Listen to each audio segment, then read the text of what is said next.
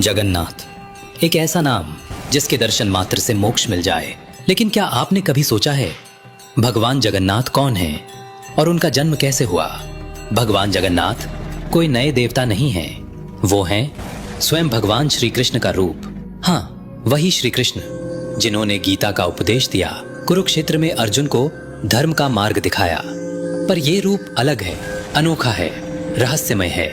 न पूरे हाथ न पूरे पैर, पर फिर भी संपूर्ण। श्री कृष्ण ने जब अपनी लीला समाप्त की तो द्वारका नगरी समुद्र में डूब गई और श्री कृष्ण का पवित्र शरीर समुद्र में विलीन हो गया। लेकिन एक चीज बची रही, उनका दिव्य हृदय नीलमणि। ये हृदय न तो जल में घुला न जलाया जा सका। वो बहता हुआ पहुंचा पुरी के तट पर। उधर पुरी में एक महान भक्त थे, राजा इंद्रद्युम्न। एक रात उन्हें सपना आया, हे भक्त, श्री कृष्ण का स्वरूप समुद्र से निकलेगा, उसे खोजो और मेरी स्थापना करो।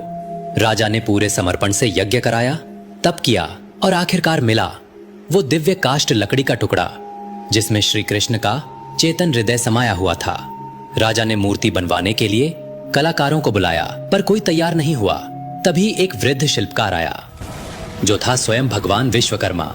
उसने कहा, मैं मूर्ति बनाऊंगा, पर एक शर्त है, जब तक मैं दरवाजा बंद कर मूर्ति बनाऊं कोई भीतर झांकेगा नहीं।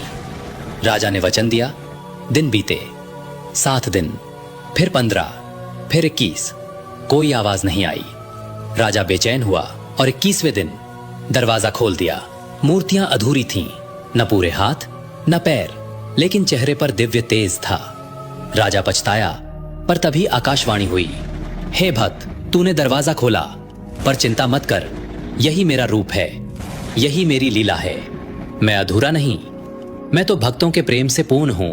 उस लकड़ी से बनी 3 मूर्तियां, 1 भगवान जगन्नाथ श्री कृष्ण, 2 बलभद्र भाई बलराम, 3 सुभद्रा बहन, तीनों एक साथ विराजें पुरी के जगन्नाथ मंदिर में। ये कोई साधारण मंदिर नहीं, बल्कि ऐसा स्थान है जहां भगवान स्वयं भक्तों के पास आते हैं। हर साल आषाढ़ महीने में होती है रथ यात्रा। तीनों भगवान भव्य रथों पर सवार होकर मंदिर से बाहर निकलते हैं। जब भक्त मंदिर नहीं पहुंच सकता, तब भगवान स्वयं रथ लेकर भक्तों के पास आता है। मैं तुम्हारे धर्म, जाति, रूप, आकार नहीं देखता, मैं सिर्फ तुम्हारा प्रेम देखता हूं।